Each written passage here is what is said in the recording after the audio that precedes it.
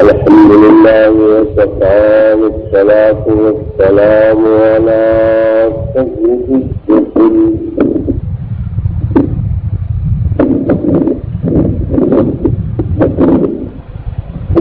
والصلاة والسلام على سيد الرسل وخاتم الأنبياء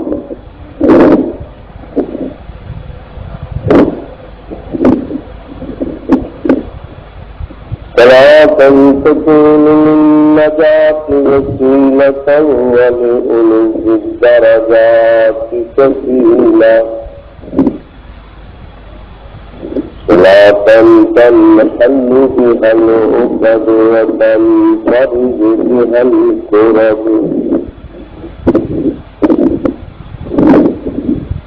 وتقضى بها الحوائج وتنال بها الزوائد وحسن الخواتم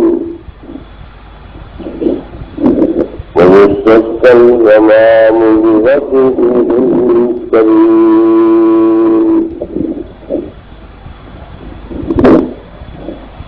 أما بعد فأعوذ بالله من الشيطان الرجيم. بسم الله الرحمن الرحيم.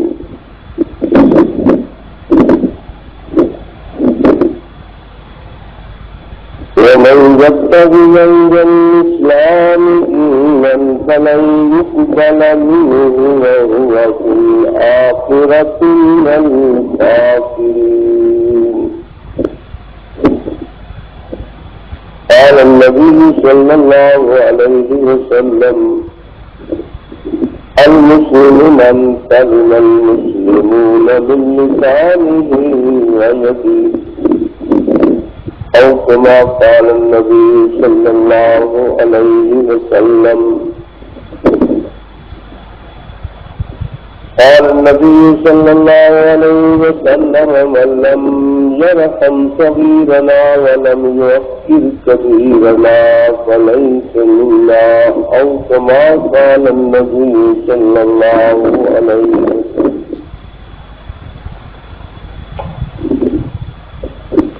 سبحان ربك رب العزة عما يصفون وسلام على المرسلين والحمد لله رب العالمين. اللهم صل على سيدنا محمد وعلى آل سيدنا محمد أفضل صلواتك بعدد معلوماتك وبارك وسلم. يا رب صل وسلم دائما أبدا على حبيبك خير الخلق كلهم. هو الحبيب الذي ترجى شفاعته وكل قول من الأهوال مقتهل.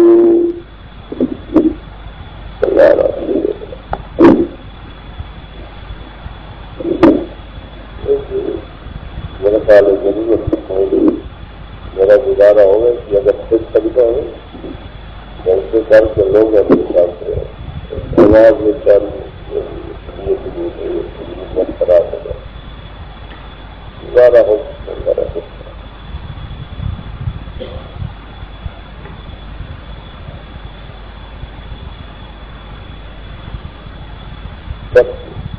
لوگوں کو آواز ہے.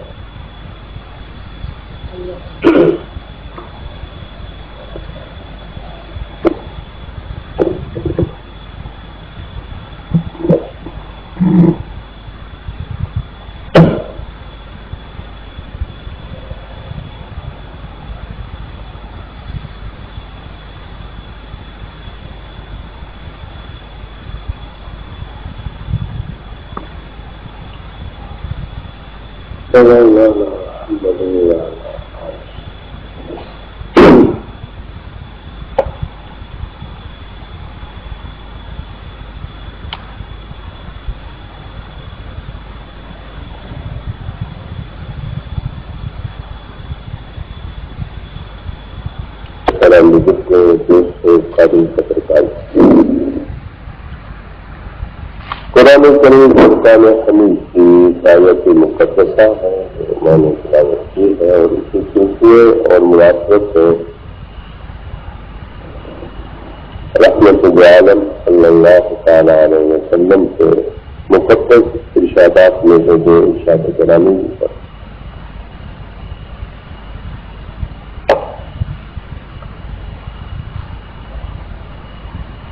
سلسلہ گفتگو کچھ عرصے سے اسلامی تہذیب کے عنوان پر شروع ہے گفتگو کہ اسلام انسان کو سنوارنے کے لیے کس قسم کی ہدایات دیتا ہے اور اسلام کی ہدایات کیا ہے۔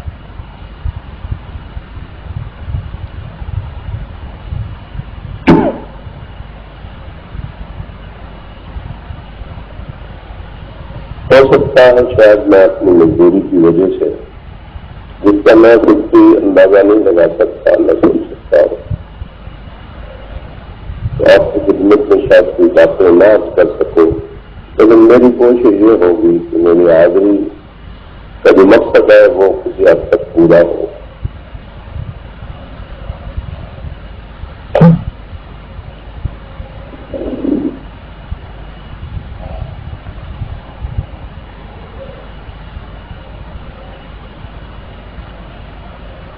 دنیا ہے کائنات کے اندر مذاہب کے نام پر، نظریات کے نام پر، تہذیبوں کے نام پر انسانیت کو سنوارنے کے نام پر، انسانیت کو ترقی کی راہ پر گامزن کرنے کے نام پر، انسانیت کو خوشحال کرنے یا خوشحال دیکھنے کی غرض سے معلوم نہیں کتنے سلسلے ہیں جو دنیا میں بکھرے ہوئے ہیں، اور ہر تہذیب کا دعویٰ یہ ہے کہ وہ انسانوں کو سنوارنے کے لیے دنیا میں اپنی مثالات ہے۔ انسانوں کو جس انداز سے ہماری تہذیب نے سنوارا ہے یا سنوار رہی ہے، اور کوئی انہیں معذب بنانے والا نہیں۔ اس چیلنج اور اس دعوے کے مقابلے میں ہمارا حق بنتا ہے کہ ہم اسلامی اصولوں کو خود اپنائیں اور ان کو سمجھیں اور سننے کی کوشش کریں، تاکہ پروپیگنڈا مؤثر نہ ہو سکے اور سادہ لوگ مسلمانوں کو معاشی پریشانیوں، اقتصادی بدحالیوں، ضروریات زندگی کے اندر انہیں انتہائی متزلزل کرنے والے جو پروگرام ہیں کہ جس میں وہ بیچارے یہ سوچنے کے لیے بھی اپنے پاس وقت نہیں پاتے کہ میں کون ہوں اور مجھے کیا ہونا چاہیے تھا۔ اسے صرف یہ پتا ہے کہ شام کی روٹی مجھے ملے گی یا نہیں، گھر میں جھانک کے دیکھتا ہے یا جیب میں ہاتھ ڈال کے دیکھتا ہے، اسی فکر نے اسے اس قدر بھی نہیں فارغ چھوڑا کہ وہ یہ کم از کم سوچ لے اذان ہوئی ہے، میرے مالک نے مجھے بلایا ہے، تو ان کے اس پیغام پر میں لبیک کہہ کے ان کی بارگاہ میں حاضری تو دے دوں جس کے ہاتھ میں سب چیزوں کی چابیاں ہیں۔ اتنے تصور سے بھی انسان کو اور مسلمان کو خالی اور کوڑا کر دیا گیا۔ تو مولوی جی ایسی نمازاں پڑھی ہے کہ ایسی روزی کا کوئی بہانہ ڈوبی، حالات ایسے غیر متوازن اور نامناسب بنا دیے گئے ہیں کہ مسلمان سوچنے کے لیے مجبور ہے میں کس طرف قدم رکھوں، کس طرف، اور پھر کمزور ایمان لوگ جن کا کوئی مقام نہیں زیادہ، مذبذبین بین ذالک لا الہ ہؤلاء ولا الہ ہؤلاء، ایسے مذبذب ہیں اسلام کو تو وہ روٹی رساں سمجھتے تھے کہ یہاں روٹی بڑی ملتی ہے، لیکن دشمنوں نے ہمارے ناک کے ہر طرف سے بند کر دیے ہیں۔ معیشت اور اقتصادی غلط تدبیروں کی وجہ سے مسلمان اس وقت حیرت زدہ ہے کہ میرے بچے کے علاج کی تو کوئی صورت نہیں بنتی، میرے گھر میں پیٹ پالنے کا تو کوئی بندوبست نہیں، وجود پر سے بیماری کے حملوں کو روکنے کے لیے میرے پاس تو کوئی انتظام نہیں۔ وہ صبح سے لے کر شام تک روتے ہوئے بچے کو یا پیٹ پر ہاتھ مارتے ہوئے اہل عیال و خانہ داروں کو دیکھ کر ہوش بھی کھو بیٹھا ہے کہ میں کیا کروں کیا نہ کروں، اور اتنا اسے مجبور بنا دیا گیا۔ کاروباری لائن میں جو ایک کام شروع کرتا ہے انتہائی مایوس ہو کر اس سے ہاتھ دھو بیٹھتا ہے۔ مشہور یہ تھا اور حقیقت بھی یہی ہے کہ کروڑوں اور لاکھوں کا کھیل کھیلنے والے رات کو نیند جیسی نعمت سے محروم ہے۔ ایک چھاپڑا فروش جو 10 روپے کی کوئی چیزیں لے کے بازار میں بیچتا ہے اور پھر آ کے 10 کی بجائے 15 یا 12 روپے کما لیتا ہے اور خوشی خوشی گھر آ کے یہ باور کر لیتا ہے کہ اب میری شام کی روٹی تو ہو جائے گی، اور بغیر کسی تکیے کے، بغیر کسی سرانے کے، بغیر کسی بستر کے فٹ پاتھ پر بھی اینٹ سر کے نیچے رکھ کے سوتا ہے تو کیسی مجھے نیند آ جاتی ہے۔ اور دنیا کو مسلمان کے سکون و اطمینان پر اتنی شکر اور حیران ہے کہ بستر بچھانے کو ملتے ہیں، ہوا کا انتظام ہے، ایئر کولر بھی ہے، ایئر کنڈیشن بھی ہے، ساری سہولتیں بھی جس طرح کے کروٹ بدلتے راتیں تھک جاتا ہوں، نیند نہیں آتی، اور پھر ایک مخلوق حال مسلمان کو فٹ پاتھ پر لیتا ہوا دیکھ کر حسرت سے کہتا ہے میں ایسا ہو جاتا تو ٹھیک تھا۔ ہم تو دنیا کو آج یہی کہتے ہیں تم بھی مسلمان ہو، وہ مصطفیٰ کریم کا غلام بن کے دیکھو ان کے غلاموں کے دل کتنے مطمئن ہیں۔ ایسے تو کچھ نہیں بنتا، نہ کچھ بنا ہے نہ کچھ بنے گا۔ یہ اسلامی معاشرے اور اسلامی تہذیب کا یہ موضوع ہے، کیوں موضوع ہے؟ مومن جب دیکھتا ہے آج میرے گھر روٹی نہیں، اسے فوراً اپنے محبوب کی سیرت کے وہ باپ سامنے آتے ہیں کہ ان کے گھر تو مہینہ مہینہ روٹی نہیں پکتی تھی، تو اس کے دل کو ایسا سکون ملتا ہے، وہ کہتا ہے کہ میں ان تمام تکلیفوں کو ان کے قدموں میں شامل کرتا ہوں۔ اس لیے اسے راحت ملتی ہے کہ محبوب کی اداؤں میں تو سکون ہوتا ہے نا بات۔ اس لیے وہ چلتے تھے یہی عنوان اور گفتگو شروع ہے کہ ہم مسلمان خاکہ کشیوں کو ڈرتے ہیں۔ ہمارے اپنے ملک کے کتنے مسلمان ہیں جن کو پینے کا پانی نہیں ملتا۔ کبھی کبھی میں ٹھنڈے پانی کے لوٹے بھاگتے ہوئے لیٹرین میں کیسے میں سوچتا ہوں آئے کتنا ناقدر ہوں اور ناشکرا ہوں، وہ بھی تو میرے مسلمان بھائی ہیں جن کو پینے کا پانی نہیں ملتا۔ دریاؤں سے پانی صاف بنا کے لاتے ہیں اور نالیوں کے گندے پانی کی مکسنگ کی وجہ سے وہ پینے کے قابل نہیں رہتا۔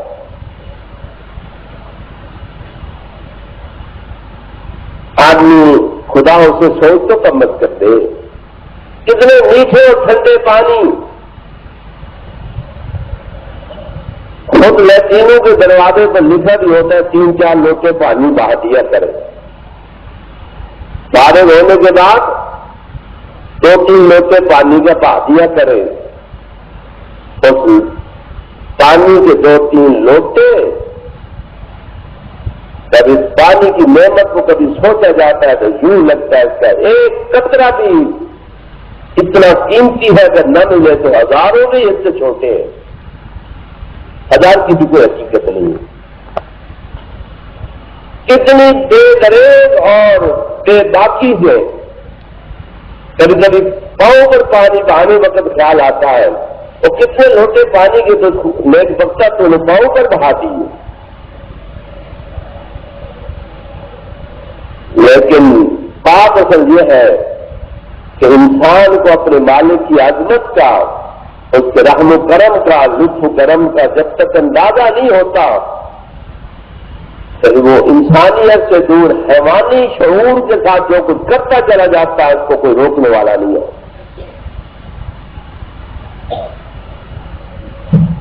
آپ کو یہ سلسلہ شاید پسند تو نہ ہونے کہ میں کیا کروں،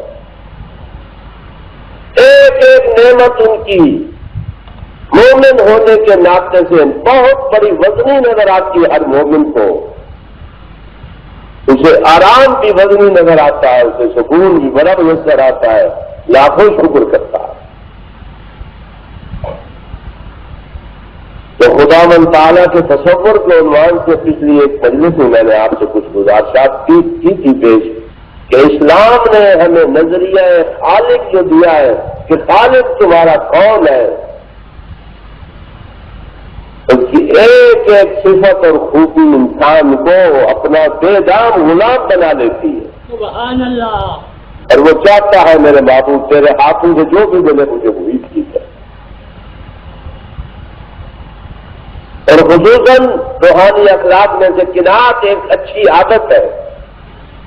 قناعت کا معنی ہے جو اللہ جل شانہ تمہیں دے اسے یوں سمجھ کے کہ مہربان نے جو کچھ مجھے دیا ہے یہ ٹھیک دیا، کم دیا ہے، ضرورتیں پوری نہیں ہوتی، میرے ساتھ اچھا نہیں کیا،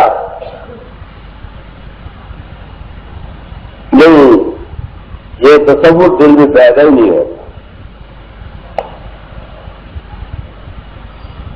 آقا دو عالم صلی اللہ علیہ وسلم کا دور مقدس ہے،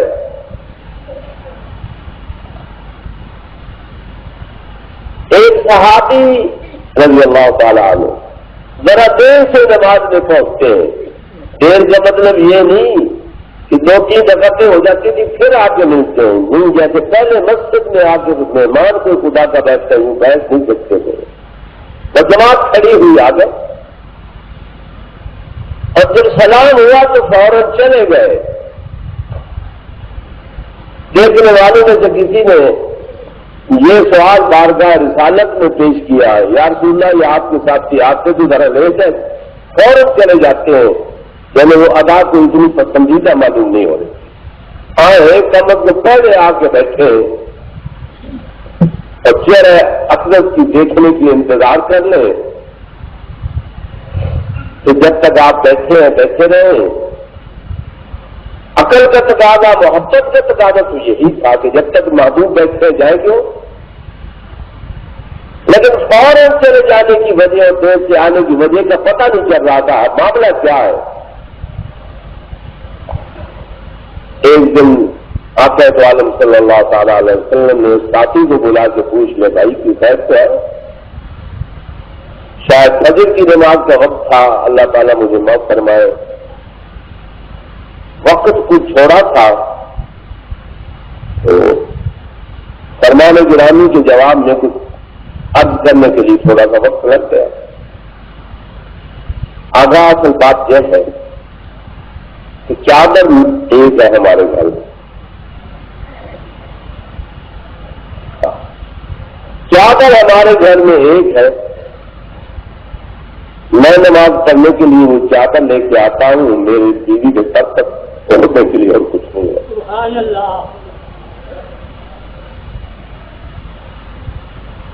تو میں آتا ہے وقت پر ہوں، چادر لے کے میں ادھر آ جاتا ہوں، پھر انہیں جو نماز ادا کرنی ہوتی پھر فوراً اس لیے واپس چلا جاتا ہوں تاکہ وہ بھی فریضہ ادا کر سکے۔ اصل بات یہ ہے، یہ آپ نے تیسرے وقت کا بات سنی ہوگی، آج کل تو بھائی بات یہ آگئی، ادھر سے سنا ادھر سے نکالا، اور بہت سارے لوگ تو ایسی باتیں سننے سے بھی تیار نہیں ہو، کیونکہ کرنے کا بھی ارادہ نہیں تو سنے کیوں؟ کرنی ہم نے وہ دافع والی کوئی بات ہو، لیٹ ہو گئے تو تھوڑا سا معمول سے کہیں تھوڑی دیر لیٹ پہنچے، تو گھر والے نے پوچھا حضور دیر کیا ہے، میری نماز تو جانے والی ہو گئی تھی۔ آپ دیر سے آئے، انہوں نے یہ داد سنائے تو انہیں دیر اس لیے ہوگی جو آقا صلی اللہ علیہ وسلم نے بلا کے پوچھ لیا تھا، میں یہ بتانے کے لیے ٹھہر گیا ہوں۔ اب اس کا کسان عدل کی تقسیم پر راضی ہونے والی خاتون کے جملے سن لیں، یہ ہے میرے آقا صلی اللہ علیہ وسلم کی تعلیم اور یہ ہے اسلامی تہذیب۔ غربت کو کتنا پیار سے گلے لگاتے ہیں، اور وہ مہینے پر سب چولہا ان کے سامنے رہتا کہ ہمارے آقا کے گھر کو آگ بھی نہیں جلی ایک مہینہ، کبھی ہے اور کبھی نہیں، اور اس کے باوجود وہ پکار کے اللہ سے کہہ رہے ہیں یا اللہ ایک دن مجھے دے اور ایک دن نہ دے۔ حکمت یہ بیان کی جب دیں گے تو کھاؤں گا تو شکرانے کے ترانے پڑھوں گا، سبحان اللہ، شکر اللہ آپ نے دیا، تو جس دن نہیں دیں گے اس دن صبر کی اور آزمائش و ابتلا کی بھٹی میں اپنے آپ کو بند کر کے کہوں گا جو میں اپنے بندے کا شکرانہ بھی سنا، آج میں نے صبر بھی دیکھ لی۔ یہ کہ وہ تہذیب اور تعلیم کسی کے منہ سے لقمہ چھین لے،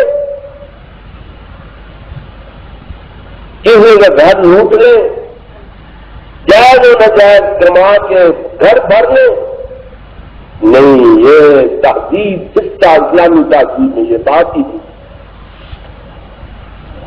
وہ یہ فرماتا کرتی ہے اپنے کاموں سے، غصے کے انداز میں کہتی ہے تم نے آقا صلی اللہ علیہ وسلم کی بارگاہ میں یہ انکشاف کیا ہی کیوں ہے کہ ہمارے گھر میں ایک چادر ہے؟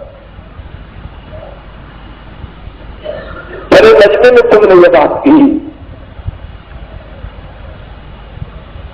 ہمارے رب رحمان و رحیم اور منان و کریم کیا کہتے ہو کہ میرے بندے میرے شکوہ کرتے ہیں؟ سبحان اللہ، کتنے بڑے مجمع میں تم نے اللہ کا شکوہ کیا؟ یہ نہیں کہ ماتھا پیٹا ہو، میں کیا کروں، چادر جو نہیں تھی تو بھوکا ننگا تو ہے، بلکہ یہ کہنے پر مجبور ہو گئی کہ تم نے اتنا اظہار ہی کیوں کیا ہے، یہ تو ہمارے اللہ میاں کا شکوہ ہو گیا ہے۔ کوئی دنیا کی مہذب قوم اسلام کے اصولوں کے تقابل میں مجھے کوئی اچھا کام دکھا دے، جو رستوں پر کھڑے ہیں لوٹنے کے لیے، چوراہوں پر پوشیدہ بیٹھے ہیں جانے ضائع کرنے کے لیے۔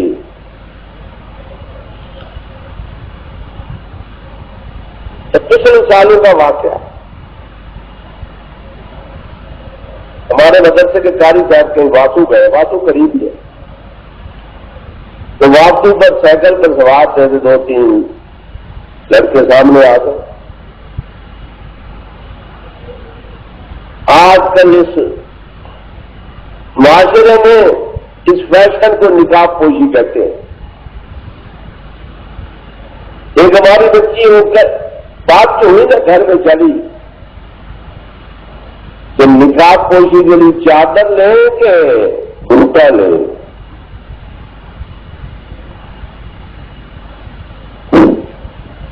بس میں کچھ کہتا نہیں ہوں، نقاب پوشی ہے، ایک ہاتھ ادھر رکھا ہوا ہے، جب یہ دامن کھلنے کو ہوتا ہے ادھر ہاتھ رکھ لیتی ہیں، اپنی چوڑیاں بھی دکھاتی پھرتی، اپنا چہرہ بھی دکھاتی پھرتی۔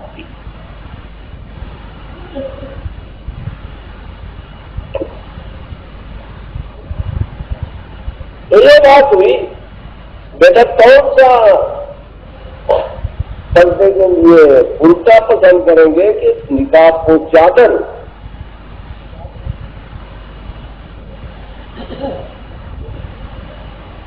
جیسے آنکھیں برابر بولتی رہتی ہے۔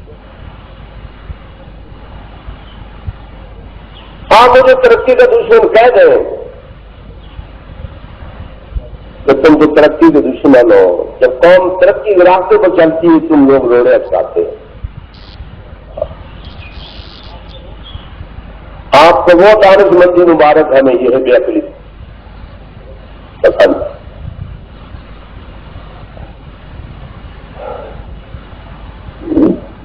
آگے سامنے کہہ کر روکا. ایک واقعہ تھا ہمارے قاری صاحب کا، جیب میں کچھ ہے تو نکال لو. جو کچھ 15-20 روپئے اس وقت ان کے پاس تھے. یہ میں کس جگہ کی بات کر رہا ہوں؟ میں واپسی کی کر رہا ہوں، روڈی سلطان کی نہیں کہہ رہا. وہ سکون کے پاس تھے. مغربی شاہ کے درمیان کا وقت تھا جب لوگ باتیں پھرتے ہوتے. 15-20 روپئے اتفاقی ان کے پاس تھے، انہوں نے دے دیے.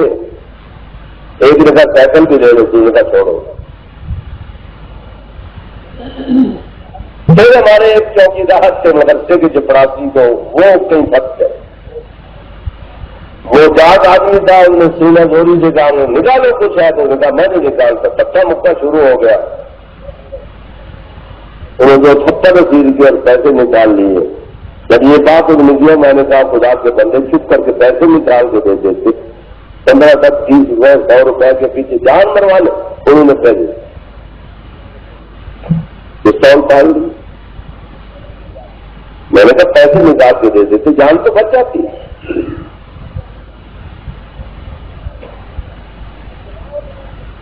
اسلام نے یہ تہذیب نہیں دی. دوسری قومیں کہیں یہ تہذیب ہماری نہیں ہے تو میں پوچھوں کس کی ہے؟ تمہاری نہیں ہے. اسلامی تہذیب یہ ہے. مدینہ کے قریب، مدینہ سکینہ کے قریب ایک تجارتی قافلہ آ کے ٹھہرتا ہے. رات ہو گئی. کسی نے بتایا امیر المومنین فاروق اعظم رضی اللہ تعالیٰ عنہ کو ایک تجارتی قافلہ یہاں ٹھہرا. جب کسی طریقے عیب ہو گیا، ارشاد فرمانے لگے چلو وہ رات کو لیٹ گئے ہوں گے، ان کا کوئی نقصان نہ ہو جائے، ہم چلے رات کو پہرا دیں. جب کسی قافلے یا کسی وفد یا کسی گروہ یا کسی شہر یا کسی بستی کا امیر مومنین پہرا خود دیتے ہوں تو میں کہتا ہوں کہ سپاہی اس میں کون سی کوئی کوتاہی کر سکتا؟ یا ڈکیتی کا کوئی امکان یا چوری کا کوئی تصور؟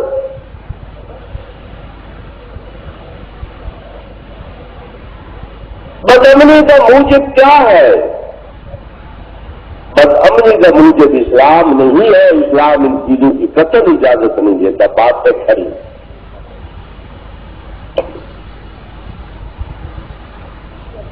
سلامتی کے راستے سے ہٹ جانے کی وجہ سے بدامنی ہے. سلامتی کا یہ راستہ نہیں.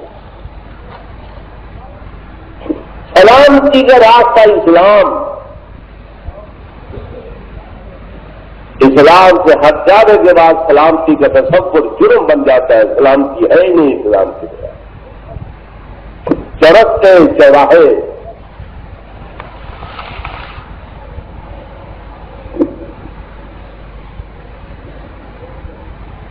ایک عزیز کہہ رہے تھے رات مجھے کہنے لگے میں نے یہ بھی کہا تو تمہارے ملازم کو میری بات نہیں سنتے. میں نے کہا کیا ہوا؟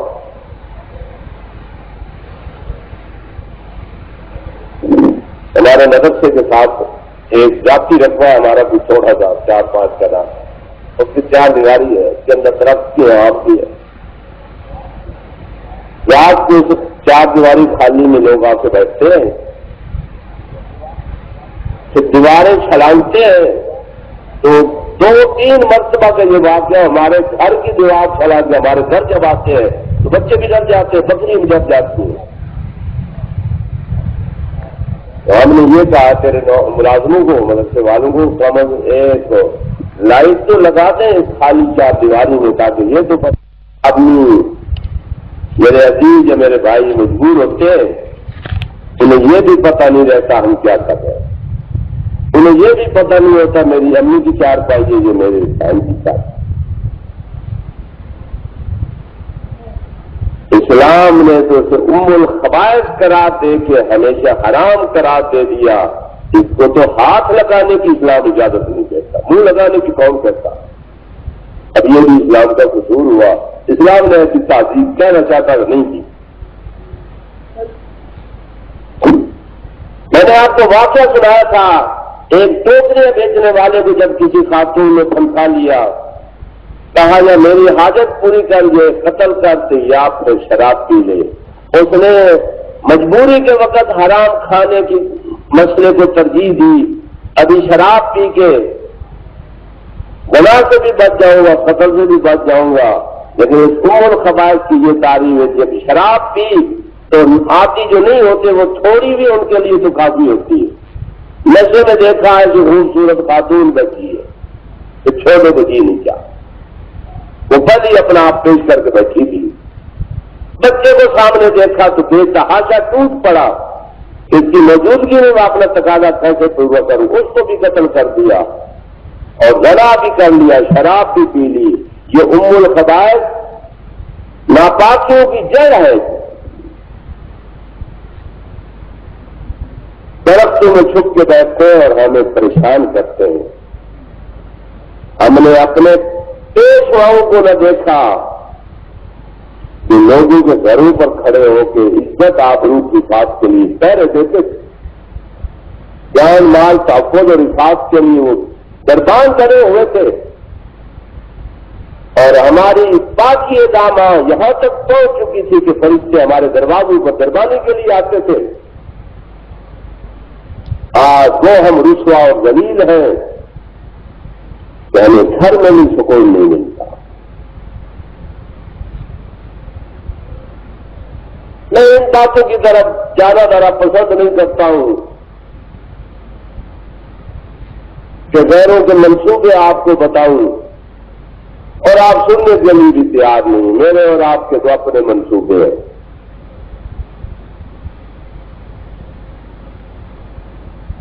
ہمارے اب تک کے اختلاف ختم نہیں ہوتے. یہاں ہاتھ کیوں باندھتا چلانا، پھر یہاں کو نہیں باندھتا، دوسرا کہتا ہے امین کو نہیں کہتا، تیسرا کہتا ہے امین کیوں کہتا ہے. ہمارے یہی پروگرام ختم نہیں ہوتے. ہم یہ کب سوچیں گے کہ دنیا کفر تو ہمیں کلمہ پڑھنے سے بھی آری رکھنے کے لیے تیار بیٹھی. میں ایسے زبانی جمع کر کے نہیں ہوں.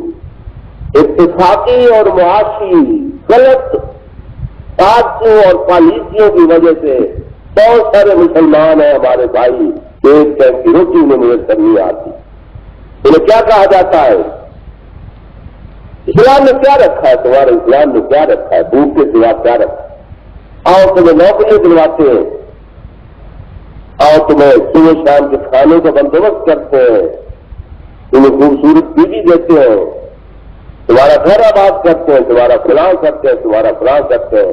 اب مومن جس کو اسلام کا پتہ نہیں وہ کہتے تم اچھا ہے. ہمارے اسلام نے کچھ نہیں جب سے لایا ہوں، میں نے کچھ نہیں دیکھا. کلمے سے بیدار ہو کے مصطفیٰ کی امت سے کٹ کے شیطان کی گروہ میں شامل ہو جاتا ہے. ہمارے دل پر تھوڑی سی رنجش بھی پیدا ہوتی ہے. آئے میرا ایک مسلمان چلا گیا اور پرانی رسم مریض چلی ہوئی ہے. کتنے مسلمان ہیں فقر و فاقہ کی تنگی کے کلمے سے دور ہو چکا ہے. میں سانپ کی طرح اپنی جائیداد اور زمین اور اپنے پیسے پر بیٹھا ہوں کہ کسی غریب کے کام کیوں آئے. اور جی گرانی کا زمانہ پوری نہیں پکتی تو لاکھوں روپے تیرے گھر رکھے تیری اب بھی پوری نہیں پکتی. سینکڑوں ہزاروں کے تیرے پاس مال ہے اب بھی تیری پوری نہیں پکتی. تیرے خدا کے راستے میں خرچ کرنے سے تیری نحوست پیدا ہوتی ہے. تو کبھی خدا کے نام پر دیکھ تو دیکھ سینکڑوں ہزاروں سے جب تک دے کے مالدار نہ بنا دے تو پھر بات پوری کر. خدا کی ذات پر تو کوئی بھروسہ نہیں. جیب سے پیسے نکال کے بیمار کو دوں گا، غریب کو دوں گا تو میں تو پھر کنگال ہو جاؤں گا. کنگال اور مالدار بننے کی ذمہ داری میری اور آپ کی نہیں ہے. وہ جیسے چاہ سکتے ہیں. کیا انہوں نے میرے حق میں فقر و فاقہ کا فیصلہ کر دیا تو میں اس کو روک لوں گا پھر؟ تو مجھے اسلامی تہذیب کے عنوان پر اصل میں بات کرنی تھی. میں بہت کرنا چاہتا تھا. یہ نہیں کہ آپ میرے باتیں جانتے نہیں، میں یہ نہیں چاہتا. تو بھائی میرے پہلے میں اپنی کچھ نہ کچھ اپنی ذمہ داری پوری کروں. آپ کی صرف یاد دہانی کراؤں، آپ مجھ سے بھی زیادہ جانتے ہیں دین کی بات. اسلام نے جو تہذیب سکھلائی ہے وہ یہ ہے، میں نے حدیث پاک پڑھی تھی، یہ ساری تمیز المسلم من سالم المسلمین من لسانہ ویدہ، یہ اس ذات اقدس کی زبان مقدس سے بات نکلی ہے جن کو خدا بندے قدوس خود فرماتے ہیں میرے حکم کے بغیر بولتے ہیں، میری اجازت کے بغیر لب کشائی نہیں کرتے، جو کہتے ہیں وہ میری بات کہتے ہیں۔ اس لیے میرے اسلام کے اس پاکیزہ مذہب کی ترجمانی میرے آقا صلی اللہ علیہ وسلم نے یوں فرمائی، یا یوں کہہ دوں کہ میرے خدا نے اپنے آقا کی زبانی ہمیں یہ بتایا، المسلم، مسلمان کون ہے؟ آج میرا نام ہے مسلمان، وہ ہے جو دہشت گرد ہے۔ میرے آقا فرماتے ہیں مسلمان وہ ہے جس کے ہاتھ اور زبان سے دوسرے مسلمان کو تکلیف نہ پہنچے۔ سبحان اللہ۔ یہ ہے میری اور آپ کی تاریخ۔ آپ فرما رہے ہوں گے بات تو ہے ہماری سمجھ میں نہیں آ رہی، اگر کوئی مسلمان یہ بالفرض بدبختی سے ایسا کام کرتا ہے تو یہ بھی تو پوچھ لیا جائے، یہ بھی تو سوچ لیا جائے یہ کر رہا ہے یا اسے کروایا جا رہا ہے۔ ہم تو تھوڑی سی زیادت بھی نہیں سوچنے کی برداشت کرتے۔ اسلام یہ ہے، وہ فرماتے ہیں کہ مسلمان وہ ہے، مسلمان کی نشانی کے ہاتھ کبھی کسی کی آبرو ریزی یا کسی نقصان کے داغ سے داغدار نہیں ہو۔ یہ یقین سے کہا جائے کہ اس کے ہاتھ سے کبھی مجھے تھپڑ نہیں لگا، اس کے ہاتھ سے مجھے کوئی تکلیف نہیں پہنچی، دنیا کائنات گواہی دے کہ اس کے ہاتھ سے کبھی مجھے تکلیف نہیں ہوئی، میں اس کے قلم نے کبھی میرے خلاف غلط لکھا، میں اس کی سوچ نے کبھی میرے خلاف کوئی غلط فیصلہ کیا، یہ وہ مسلمان تھا جس کے شب روز میرے لیے پناہ گاہ بنے ہوئے۔ اسلام تو مجھے یہ کہتا ہے زبان سے بھی تکلیف نہ پہنچے۔ اسلام نے کتنی پابندیاں لگائی ہیں، زبان سے تکلیف نہ پہنچے، گلا نہ کرو اپنے مسلمان۔ عرض کیا گیا یا رسول اللہ اس میں عیب ہے، اس عیب کے اظہار سے آپ منع فرماتے ہیں۔ کس وقت اگر سامنے بیٹھا ہے تو اس کے عیب کا اظہار کسی اچھے انداز میں کر کے اسے کہو بھائی یہ کام نہ کرے، اس کو تبلیغ کہیں گے، اس کو نصیحت کہیں گے، اور وہ مسلمان کا شیوا ہے۔ ایک ہے یہ کہ وہ موجود نہیں کہ فلانا بڑا برا ہے، فلانا بڑا چور ہے، فلانا بڑا نشئی ہے، فلانا بڑا ہے۔ اب اسلام کی سلامتی کا دامن دیکھے کتنا پھیلا ہوا ہے، فرمایا جو بدکار کیوں نہیں لیکن اسلام کا نام لینے والا مسلمان، اس کی سلامتی اسلام کی ذمہ داری بنتی ہے، تم اپنی زبان سے اس کا اس انداز سے شکوہ بھی نہ کرو ورنہ تم مجرم بن جاؤ۔ اب یہ ہے اسلام، اس کو غیبت کہتے ہیں شریعت کی اصطلاح میں۔ کوئی مسلمان دوسرے مسلمان بھائی کا عیب اس کی پس پشت بیان نہ کرے، اس کے سامنے بیان کرنے کی بات آپ فرمائیں گے، قرآن و حدیث کی روشنی میں جتنا میں جانتا ہوں اس کے سامنے بیان کرنے کا ترتیب یہ نہیں کہ اس کو تانا دیا جائے، یہ بھی نہ کہا جائے، بلکہ پیغام پہنچانے کے راستے کا بھائی یہ کام نہیں کرنا چاہیے۔ اور اس میں بھی قرآن کریم نے ضابطہ بتایا، ادعو سبیل ربک بالحکمۃ والموعظۃ الحسنہ، دانائی سے اسے بلاؤ، سوچ وچار کو، یہ موقع ہے اس کو کہنے کا۔ 4 5 10 آدمی اس کے ملنے والے بیٹھے تھے، وہ صاحب اقتدار تھے، وہ مقتدر تھے، وہ استاد تھے، وہ پروفیسر تھے، وہ طبیب تھے، وہ معالج تھے، جتنے عقیدت مند پیر صاحب تھے، عقیدت مند پاس بیٹھے تھے، تو میں نے ٹھوک دی بات، قربان جاؤ اسلام تیرے نام پر۔ بلاؤ کسی کو اچھی بات کہو تو دانائی کو پہلے دیکھو تیری سوچ کیا کہتی ہے. اس وقت یہ بات کہنی چاہیے تھی کہ نہیں؟ مجھے پھر حق تو نہ ہوا. اب کسی کو کہاڑا جی مجھے یہ مرضی آیا مار چھوڑے. میں کیا کروں؟ سیدنا حسین رضی اللہ تعالیٰ نے کسی بوڑھے آدمی کو وضو کرتے ہوئے دیکھا, وضو اس نے صحیح نہیں کیا. یہ نہیں کہا بابا تیرا وضو صحیح نہیں, کیوں نہیں فرمایا. وضو میں سارے ہو گئے بابا جی, تو ان کو فرمایا بابا جی میں وضو کرتا ہوں, میرا وضو دیکھ لیں, کوئی اس میں غلطی ہو تو مجھے بتائیں, میں بچے تھے. تو آپ نے وضو شروع کیا, جیسے نانا جی نے بتایا تھا اس طرح وضو کیا. بابے کے ہاتھوں نکل آئے, کہنے لگا بیٹا تیرا وضو ٹھیک ہے, میرا غلط تھا, میں دوبارہ کرتا ہوں. سبحان اللہ. لیکن ہمارے ہاتھ تین چڑھ گیا جس کا وارث کوئی نہیں ہے. نہ آپ کسی سے دور سمجھنے کے جی میں جانتا ہوں کہاں پڑا جنت بلکہ زبر میں نہیں لکھا ہوا, اور پڑا تو کتابوں سے جاتا ہے دین, لیکن سیکھا کسی اہل نظر سے جاتا ہے. انسانی رحمۃ اللہ علیہ کی خدمت میں آیا کہ میں توبہ کرتا ہوں لیکن ایک گناہ سے توبہ نہیں کرتا, میں نہیں کروں گا, حضرت وہ مجھے چھوڑ دے, آپ ایک اچھا چھوڑ سکتے. دوسرے نے پہلے توبہ کیا تھا, ہم ان کو ذمہ لگایا, یہ ہے لوگوں کی واعظ و تبلیغ. اور جو ذمہ لگایا کہ تو روزانہ نلکا چلا کے نا یہ حوض وضو والی تم نے بنانی ہے 5 نمازوں کے وقت. حضور بڑی آسانی ہو گئی, جو گناہ آدمی کا چھکا بنا ہوا ہو نا جی, انہوں نے کہا چلو ٹھیک ہے, 24 گھنٹے نہیں گزرنے پائے تھے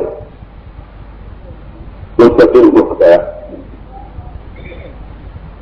فرمایا یار تو میں نے ایک بات چھٹی لی تھی تو وہ کر لیا کرو نا, میں نام نہیں لیتا کیونکہ مجھے شرمگار کرنا کسی کا مقصود نہیں ہے. میری کوشش یہ ہوتی ہے کہ میں پیغام پہنچاؤں, اور پیغام کے ٹائموں کا پورے سیکھ میں نمبر بنانا چاہتا ہوں. اگر ان کا پیغام ان کی مرضی کے مطابق پہنچ گیا تو میری ذہن جاتا ہے, کرتا ہوں کامتا ہوں, کوئی غلط پیغام نہ دے. اور جو آپ جانے آپ کا کام. دوسرے دن تیسرے دن پھر پوچھا, انہوں نے کہا حضرت میری اس گناہ سے بھی توبہ. جیسے ان کی تبلیغ کتنا عجیب سوچا کہ وضو کرنے والے ولی بھی ہوں گے, بہت نیک سالے لوگ بھی ہوں گے, وضو کرانے والے کا اس کی بندگی میں حصہ ہو جائے گا. کوئی ایسا مقبول سجدے کرنے والا جہاں سے وضو کر کے نماز پڑھے گا جس کے مقبول سجدے کا نام, جس کے نام اعمال میں بھی ثواب لکھا جائے گا, تو اللہ بھی رحمت کرنا شروع کرتے ہیں. سبحان اللہ. یوں دوا پلاتے ہیں یہ لوگ کہ پتہ بھی نہیں چلتا بیماری کیا تھی. بیماری تھی اس کی رحمت سے دوری. جب اس کے نام اعمال میں نیکیاں لکھی جانے لگی تو وہ غضب خطابت آنے لگے. یہ لوگ بہانے بناتے ہیں کہ اس طرح سے کوئی بہانہ بنا. میں یہ کر رہا تھا کہ اسلام کی تعلیم ہے سلامتی, ہاتھ تیرے میں کوئی داغ نظر نہ, زبان تیری معیوب کسی کے سامنے نہ بنے. یہ تو بک بک کرتا ہے کہ فلانے کی بےزتی کی فلانے. اللہ تعالیٰ کی دعا ہے اللہ تعالیٰ مجھے بھی آپ سب حضرات کو بھی ان خوبیوں کا حامل بنا جس سے ہم مسلمان کہلوانے کے حقدار تو کم اس کو بن سکتے. دوسری حدیث پاک میں نے پڑھی تھی, وقت ہو گیا. وہ ارشاد گرامی یہ تھا. اب دیکھیے یہ اسلام کی نشانی بتایا, اس سے ہٹ کے میرے آقا کی من کا یہ معلوم ہوتی تم بھی کسی کی, تم بھی غلط کوئی مسلمان ہو, مسلمان تیرے ہاتھوں سے روتے پھرے, تیری زبان سے چلاتے پھرے, تو کہ میں مسلمان ہوں, تو نے کس کو سلامتی دی ہے, تو مسلمان کہتا اپنے آپ.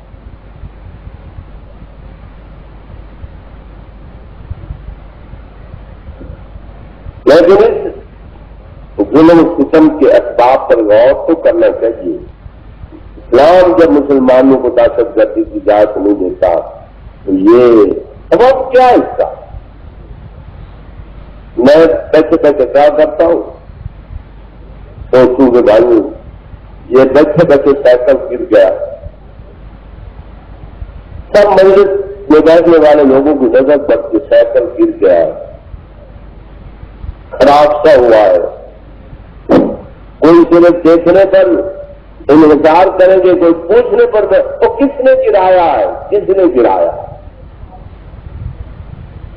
میرے سمجھ میں تو یہ تھوڑی بات کبھی آئی ہوگی جو کسی نے بھی نہ پوچھا ہو، کسی نے بھی نہ کہا ہو تو جی کس نے گرایا بیٹا، تم نے تو نہیں گرایا.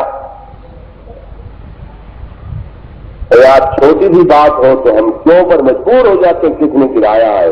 یہ سب کچھ خراب ہونے کے باوجود ہم یہ کیوں نہیں سوچتے کیوں ہوا، یہ سوچنے کے حق میں کیوں ہوا ہے، احتجاج کیوں ہوا، ہڑتال کیوں ہوئی، فلاں کیوں ہوا.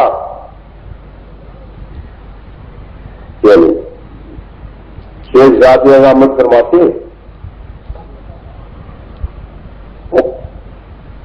کہانی میں دین کی باتیں ہو جاتی. کہتے ہیں ایک گداگر گدا کرنے کے لیے نکلا، ہاتھ میں اتفاقاً سوٹا نہیں تھا، لاٹھی یاد نہیں رہی. جب شہر کے قریب پہنچ جاتے زمین کی پختہ جہاں روڑے نہیں تھے، پکی زمین تھی، نہ پتھر نہ ڈھیلے، کتے آ گئے چاروں طرف. اب دور ادھر بھی کرتا ہے ادھر بھی کرتا ہے، نیچے ہاتھ کرتا ہے تو روڑا کوئی نہیں.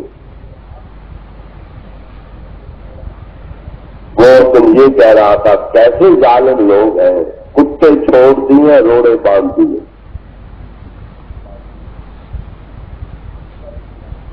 وہ جو کچھ کریں اور روڑے کی اجازت نہیں ہے تو بولنے کی بھی اجازت نہیں. میں مانتا ہوں اپنی جگہ اسلام یہ تعلیم نہیں دیتا، اسلام کی سیرت میں یہ بات ہی نہیں ہے، کسی واقعے کی گنجائش بھی نہیں ہے. لیکن ان حالات میں سب کچھ کہنے کے ساتھ یہ بھی تو سوچ لیا جائے کہ اس نے شور کیوں مچایا ہے. کتے تو نہیں چاروں طرف سے آ گئے اس کے، یہ ہے کتے ہے کچھ ہے تم نے بولنا ہی نہیں ہے. یہ منطق میری دنیا میں تو چل سکتی ہے لیکن جب ان کی عدالت ہوگی پھر یہ منطق نہیں چلے گا، تو نہیں چلے. یہ تو سینگ والی بکری سے پوچھیں گے کہ تجھے میں نے سینگ اس لیے تو نہیں دیا تھا جس کے سینگ نہیں اس کے پیٹ کیا کرو، اس کے لیے سینگ نہیں دیا. کوئی چیز ہو یہ سوچ لینا چاہیے کہ جس مقصد کے لیے اللہ نے ہمیں سب کچھ کیا ہے اس مقصد کی تکمیل ہم کر رہے ہیں کہ نہیں کر. دوسری حدیث بات تھی ملم یرحم صغیرنا ولم یعقل صغیرنا فلیس منا. یہ اسلامی تحقیق کا ایک حصہ ہے. عمر کے لحاظ سے چھوٹے ہوتے ہیں، عمر کے لحاظ سے بڑے ہیں. چھوٹے شفقت کے قابل ہوتے ہیں، ان پر شفقت کی جائے. چھوٹا ہے منع ہے، ابھی عقل جوان نہیں ہوا، ابھی سوچ پوری نہیں ہوئی. اپنی سوچ کے مطابق کام کرنے سے غلطی کا بھی امکان ہے کیونکہ ابھی کچی سمجھ تھی، سالوں کے مشاہدے نہیں کہ یوں دیوار کے پاس بیٹھ کے نیچے سے کھٹورو تو دیوار اوپر گرتی ہے، مشاہدے نہیں کیے، تجربے نہیں کیے. یوں درخت کے ساتھ لڑکنے سے ٹانگیں آدمی گرے تو ٹوٹ جاتی ہیں، مشاہدہ نہیں کیا، کچی عقل تھی. اگر تمہارے کسی چھوٹے سے کوئی غلطی ہوگی تو تمہارا کام یہ ہے اس پر رحم کرو. یہ میں بابے جی کی بات نہیں کہہ رہا، آقا صلی اللہ علیہ وسلم کا فرمان ہے جو رحمت للعالمین کا. من لم یرحم صغیرنا، چھوٹے پر مہربانی نہیں کرتا، ولم یعقر کبیرنا، اور جو بڑے کی عزت و توقیر نہیں کرتا. پھر لیکن اس تھوڑی سی ترتیب پر غور کریں تو آپ کو اور رحمت نظر آئے گی. چھم سے برستی چھوٹا بے سمجھ ہے، تم سن رسیدہ ہو، تمہاری عقل پختہ ہو.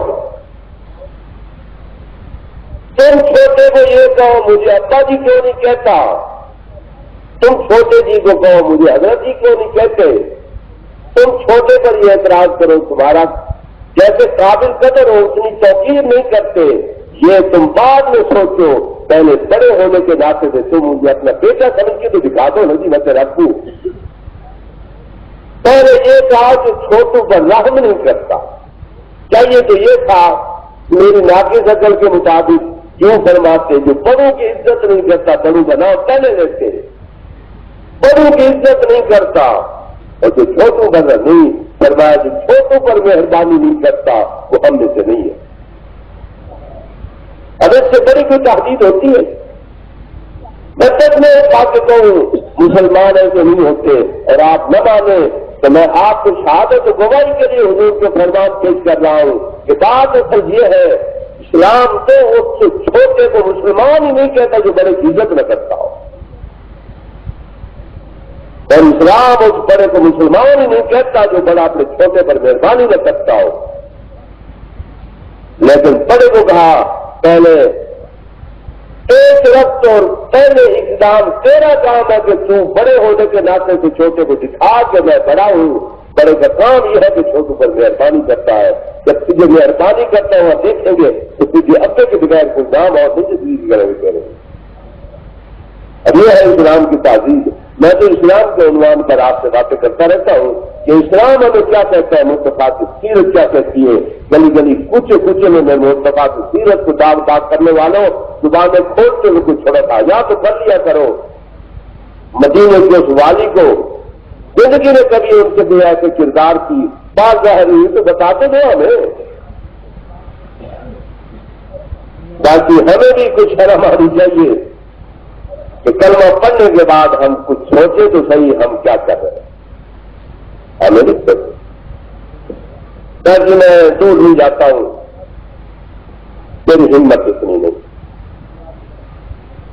اتنا کروں گا یہ ہے اسلام کی تہذیب. بڑوں کو پابند کیا چھوٹوں پر رحم کرنے، چھوٹوں کو پابند کیا بڑوں کے ادب و احترام کے لیے، اور مسلمان کلی طور پر مسلمانوں کو پابند کیا کہ تمہارے ہاتھ اور زبان بند ہونے چاہیے. اسلام کسی مسلمان اسلام کے نام لینے والے پر نہ تمہارا ہاتھ چلنا چاہیے نہ تمہاری زبان نکلنی چاہیے.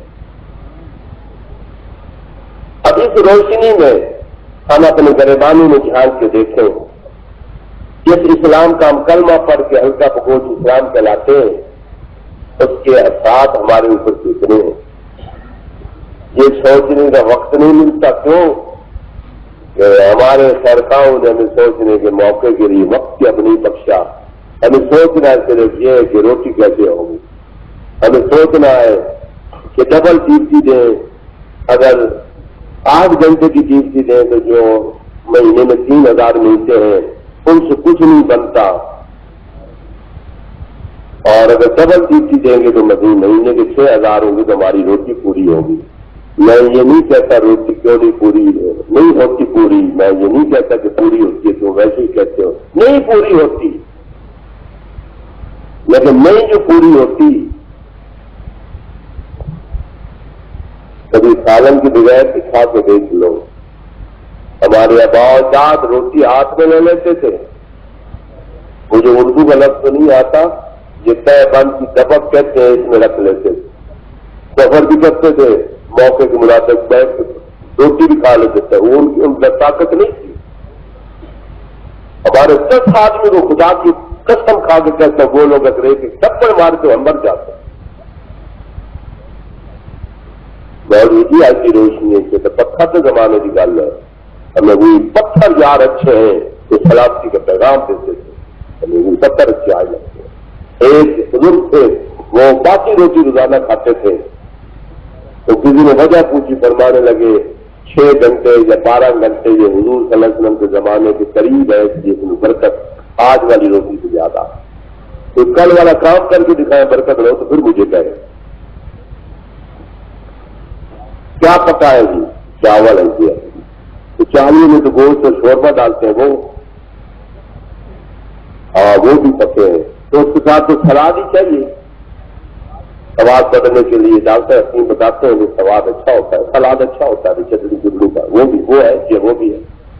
تو فروٹ کتنے کا فروٹ تو ایک آم بھی لے آؤ فروٹ یہ آپ کے وقت کی فروٹ وہ کیا نہیں آئے. اور بھینسوں کی طرح گھنٹوں بھر بیٹھ کے کھاتا ہوں سلیوں میں, اور میں دعویٰ کرتا ہوں میں مسلمان ہوں, اور میرے آقا نے تو دو کھانوں کی اجازت ہی نہیں دی مجھے برا بھلا کھاؤ تو بے شک کہہ دے. آج بھی جو اللہ کے خاص بزرگ ہیں سنت کے متبع ان کے خانقاہوں میں چلے جائے ایک ہی کھانا آئے گا روٹی اور سالن. میں نہیں کہتا تھا کھائے, لطیفہ بھی سنا دوں میرے حضرت کے ہندوستان میں انڈیا میں دو دوست سے پرانے حضرت نے کھانے کے بعد دسترخوان میں پوچھا تو وہ خلال ہے کام صاف کرنے والا. ادھر ادھر کا نہیں یہاں اپنے مرضی میں جائے گا تمہیں انڈیا والے ملتا کیا کھانے کو تو تمہیں ملتا نہیں, خلال کی کیا ضرورت ہے. خلال ہمیں پاکستانیوں کو چاہیے جنہیں ہمیں سب کچھ ملتا ہے. اس پریشانی کے دور کرنے کے لیے میں یہ کہتا ہوں آدھی روٹی کھائیں. آدھی روٹی کا کیا مطلب, روٹی کی آدھی نہ اپنے پیٹ سے آدھی روٹی کھائیں اور اہتمام کریں. گھر والوں کو کہہ دیں کہ ہمارے محلے میں فلانا یتیم رہتا ہے میرے سالن اور میری روٹی کے آدھا ادھر دے دے کہ خدا کی رحمت پرت کے تیرے پیٹ کو بھرنے دے پھر مجھے کھاتا. فراؤن والا میرا پیٹ ہے, آبانی شداد نمرود والے ظالموں جیسا میرا پیٹ ہے. یتیموں کا مال سمیت کے اپنے پیٹ میں ڈالتا ہوں اور میں اپنا مال کبھی یتیموں کے منہ میں ڈالتا. فاسق ہونے کے باوجود بھی پھر وہ کہتے کہ میرا دوست ہے کیونکہ میری انسانوں کے کام آتا. السقی حبیب اللہ ولو کان فاسقا, حضور کے حدیث ہے صلی اللہ علیہ وسلم. سقی جو خیرات کرتا ہے وہ میرا دوست ہے. یا اللہ دوست تیرا دشمن ہونے کے راستے کے بعد بھی تو اس کو فجور کرتا ہے, میری نافرمانیاں کرتا ہے, کرتا گناہ ہے لیکن میری مخلوق کے ساتھ برتاؤ اچھا, یہ بھی میرا دوست ہے. دوست بن کے انہیں دکھا پھر تیرے گھر بھریں گے. اگر دشمن بن کے رہا تو تیرے گھر میں رکھے ہوئے خزانے بھی پھونکتے ہوئے گزر جائے گی, پورا نہیں ہو. میرے الفاظ سب سے معاف کیجیے گا, ہم صبح شام یہی الاپ رہے ہیں, یہی الاپ رہے ہیں. برکت نہیں ہوتی گھر میں, برکت کے لیے یتیم کی دعائیں, دیواؤں کی دعائیں, اور اپنے ہائے کو چھوڑے. ہائے مسلمان کا کام نہیں ہے. مسلمان پر جتنے بھی چیزیں آتے ہیں آسمان کی طرف دیکھ کے مسکرا کے کہتا ہے یا اللہ میں بھی تو طرح ایک بندہ ہوں جو کس طرح ہوں. لیکن کہنے کے بعد اس کی رحمت سب کی کرنے لگتی ہے. وہ طریقہ اختیار کریں جو مسلمانوں کا طریقہ ہے. یہ الفاظ میرے منہ سے نکلے ہیں, میں معذرت چاہتا ہوں کیونکہ میں پڑا ہوا نہیں ہوں اور درد و سکھ کی وجہ سے بعد میں غلط باتیں کہتے ہیں. یہ ہماری ساری پریشانیاں دور ہوں گی جب ہم اس کو راضی کرنے کی کوشش کریں گے. راضی کرنے کے لیے خط سے نکلیں گے, وہ منزل تک پہنچنے پہلے ہمارے استقبال کے لیے آئیں گے. میرا بندہ کو کوئی نکلا جاتا ہے. الحمد للہ رب العالمین.